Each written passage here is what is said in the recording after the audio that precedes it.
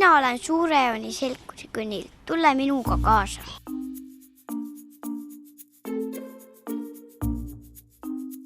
Milleks on vaja Helkurit? Helkurit on vaja selle jaoks, et autojuhid sind pimedas tänaval näeksid. Kui sinul pimedal ajal Helkurit küljes ei ole, siis sina oled üks pime kuju ja autojuhid sind ei märka. Kuhu Helkur kinnitakse? Helkur kinnitatakse jope, külge ja paremale poole. Ja just sellepärast, et sõidude ääres me kõnnime ju vasakul pool, siis on Helkur ilusti ka autojuhtidele näha.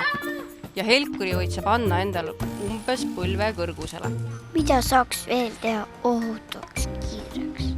Ohutuks liiklemiseks pead sa ise tegema liikluses silmad lahti ja kõrvad lahti. Ehk siis sa pead jälgima, mis sinu ümber toimub ja mõtlema kogu aeg selle peale, et autojuht on sinust tugevam ja sina oled temast nõrgem.